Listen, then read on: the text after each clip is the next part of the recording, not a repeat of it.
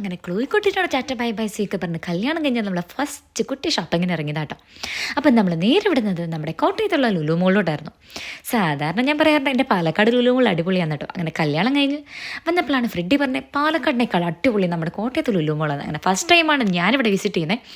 സാധാരണ അച്ഛനും അമ്മയൊക്കെ ഷോപ്പ് ചെയ്യുന്ന സമയത്ത് എനിക്ക് ആവശ്യമുള്ളത് മാത്രമേ ഞാൻ എടുക്കാറുള്ളൂ. സാധാരണ വല്ല ഫേസ് വാഷോ അങ്ങനെ എന്തെങ്കിലുമൊക്കെ. അങ്ങനെ ഒരു കുടുംബജീവിതമൊക്കെ സ്റ്റാർട്ട് ചെയ്തിട്ട് എന്താ ഷോപ്പിംഗ് എന്നൊക്കെ അറിയുന്ന ഫസ്റ്റ് ടൈം ആയിരുന്നു കേട്ടോ. അങ്ങനെ ബാത്റൂം ക്ലീനറും തുടങ്ങി അത്യാവശ്യം എല്ലാ സാധനങ്ങളും നമ്മൾ ഷോപ്പ് ചെയ്ത് സ്റ്റാർട്ട് ചെയ്യുന്ന സമയത്താണ് ഇതിൻ്റെ പ്രാരാബ്ദങ്ങളൊക്കെ മനസ്സിലാകുന്നത്. അങ്ങനെ അല്ലറ ചില്ലറ സാധനങ്ങളും അതേപോലെ തന്നെ നമുക്ക് ആവശ്യമുള്ള എല്ലാ സാധനങ്ങളും എടുത്ത് ഇടാൻ സ്റ്റാർട്ട് ചെയ്തു കേട്ടോ. സംഭവം കൊട്ട നിറയുന്നുണ്ടെന്ന് നമുക്കും കാര്യമായിട്ട് മനസ്സിലായി. അങ്ങനെ അത്യാവശ്യം നമ്മൾ വേണ്ട കാര്യങ്ങളൊക്കെ നോക്കിയപ്പം മനസ്സിലായത് കോട്ടയത്തെയും അതേപോലെ പാലക്കാട് ലുലുവും ഏകദേശം സെയിം ആട്ടോ. അങ്ങനെ വലിയ ഡിഫറൻസ് ഒന്നും എനിക്ക് തോന്നിയില്ല. അതിൻ്റെ ഇടയിൽ ഞങ്ങൾ കുറച്ച് ഫോട്ടോസും വീഡിയോസൊക്കെ എടുത്തിട്ടുണ്ടായിരുന്നു കേട്ടോ. അതിനുശേഷം നമ്മൾ കുറച്ച് വാട്ടർ ബോട്ടിൽസും കാര്യങ്ങളൊക്കെ നോക്കി.